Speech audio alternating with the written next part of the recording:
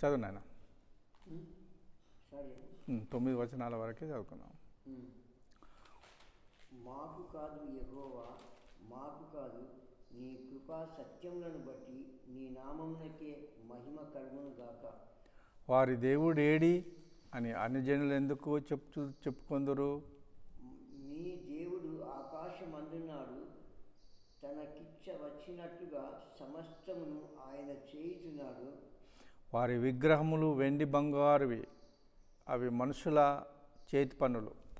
వాటికి నోరు ఉండియు పలుకవు, కనుండియు చూడవు, చెవులుండియు వినవు, ముక్కు ఉండియు వాసన చూడవు, చేతులుండియు ముట్టుకొనవు, పాదములుండియు నడవవు, గొంతుకతో మాట్లాడవు.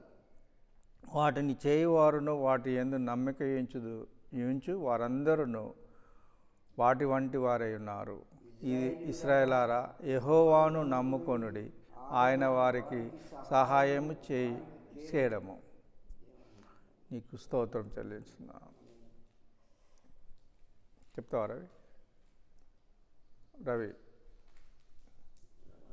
చెప్తావా? మాకు కాదు అని మాకు అని అంటున్నాడు. మాకు అంటే ఎవరు వీళ్ళు? ఇశ్రాయేల్ ప్రజలు. ఇశ్రాయేల్ ప్రజలు అంటున్నారు దేవునితోని, మాకు కాదు యాహ్వా, మాకు కాదు అంటున్నాడు. నీ కృప అంటే హెస్డ్ అంటారు. హెబ్రీ భాషలో హెస్డ్ అంటారు, యూదులైతే కెస్డ్ అంటారు. యూదులకు మనకు తేడా ఉన్నది. యూదులు కెస్డ్, మనమేమో హెస్డ్ అంటాం అన్నట్టు. హెస్డ్ సత్యము, సత్యములకు బట్టి నీ నామమునకే మహిమ కలుగును గాక. ఈ యూదులు ఇశ్రాయేలులు అంటున్నారు కదా, మాకు కాదు, నీ కృపకు నీ సత్యములకు, నీ కృపకు నీ సత్యములకు నీ నామమునకే మహిమ కలుగును గాక. మహిమ అంటే ఏంటిది? 3,65,000 సూర్యుని తేజస్సు కంటే, ఎటువంటి తేజస్సు కంటే గొప్ప మహిమ అన్నట్టు. ఆయన మహిమ చాలా గొప్పది అన్నట్టు. నీ నామం అంటే అషేమ్ అంటారు హెబ్రీ భాషలో, అషేమ్ అంటారు. అంటే ఆయన నామము. వారి దేవుడు ఏడి అని అన్ని జనులు ఎందుకు చెప్పుకొందరు? అన్ని జనులు ఇక్కడ వచ్చారు, అక్కడ కాదు, ఇక్కడ ఉన్నారు. వారి దేవుడు, వారి అంటే ఇశ్రాయేలు దేవుడు ఏడి అని అన్ని జనులు ఎందుకు చెప్పుకొందరు అంటున్నాడు.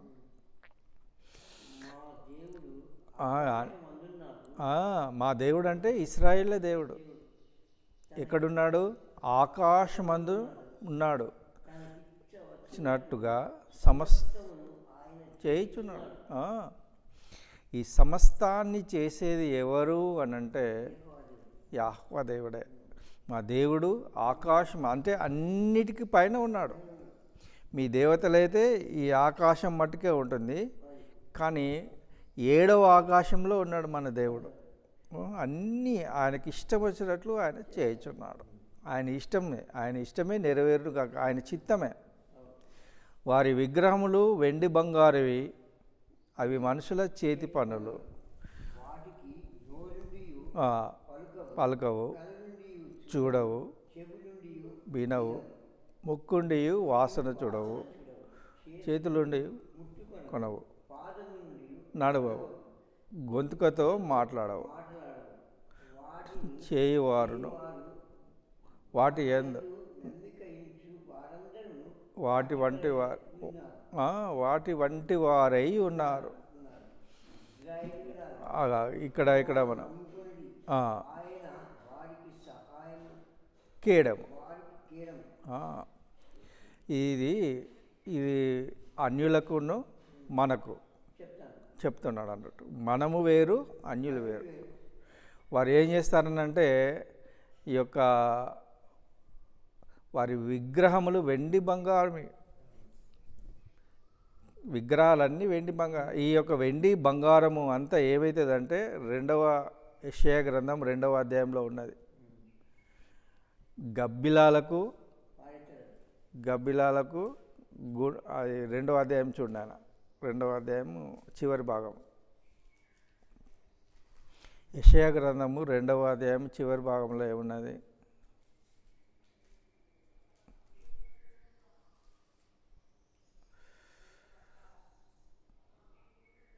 చివరి భాగం, 2వ అధ్యాయము చివరి భాగం, చివరిలో తన తన నాసిక రంధ్రములలో చివరి భాగమే, 2వ అధ్యాయం చివరి భాగం.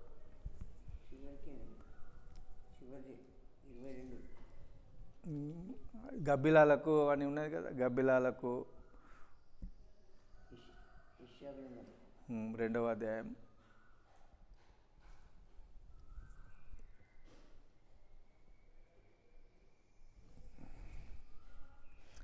అది గబ్బిలాలకును అది అది వాటికి వేయబడతాయి అట వెండి బంగారాలు. వేటికి వేయబడతాయి? గబ్బిలాలకు. వీళ్ళు ఏం చేస్తారంట, పవిత్రమైనది వెండి బంగారము అని వారు మనుషులు వాటి చేతి పనులను చేసుకుంటారు అన్నట్టు. వాటి నోరుండి పలకవు, కన్నులుండి చూడవు. నోరు ఉంటుంది వాటికి, విగ్రహానికి నోరు ఉంటుంది, అది పలకవు. దేవుడు నోరుంటుంది, పలుకుతాడు. అందుకోసమే ఆయన తోరా ఇచ్చినాడు. మన దేవునికి నోరు ఉంటుంది, పలుకుతాడు. తోరా అంటే ఈ యొక్క ధర్మశాస్త్రము, 5 కాండాలు, ఆది కాండము, నిర్గమకాండము, లేవ్యకాండము, సంఖ్యాకాండము, ద్వితీయోపదేశ కాండాన్ని ఇచ్చినాడు. ఎందుకు ఇచ్చినాడు దేవుడు?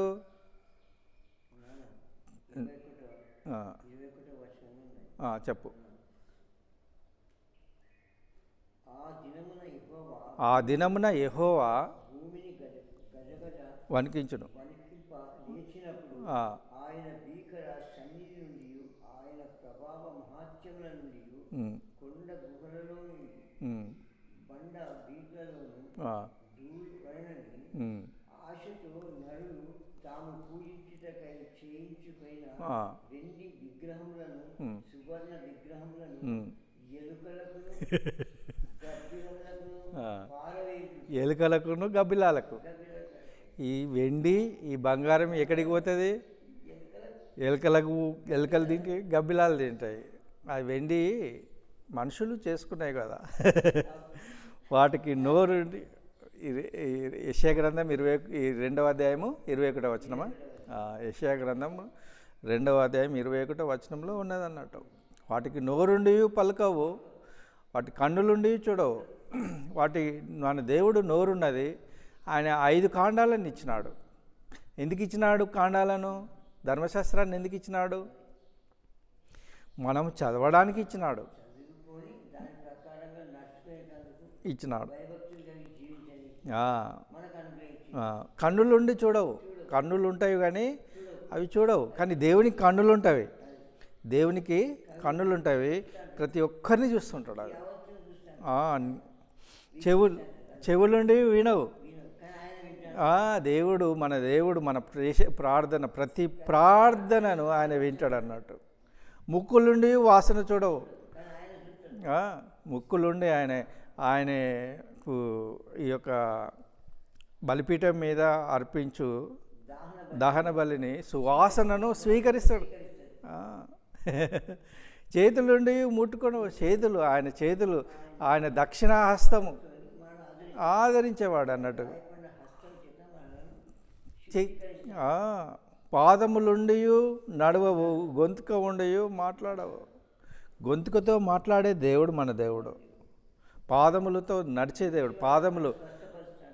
ఆయన పాదములు జకరియా గ్రంథము 14వ అధ్యాయము 4వ వచనములో ఏమున్నదంటే, ఆయన పాదము ఎక్కడ మోపుతాడు? సియోను కొండపై మోపుతాడు. ఆయన పాదం ఎక్కడ మోపుతాడు? సియోను. తీసినాను జకరియా 14, మలాకి పక్కనే ఉంటుంది. 14:4, 4వ వచనం. అటే ఉంటుంది. అటే ఉంటుంది.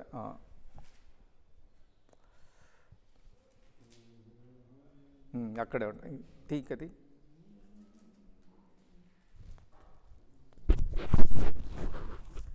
4వ వచనం.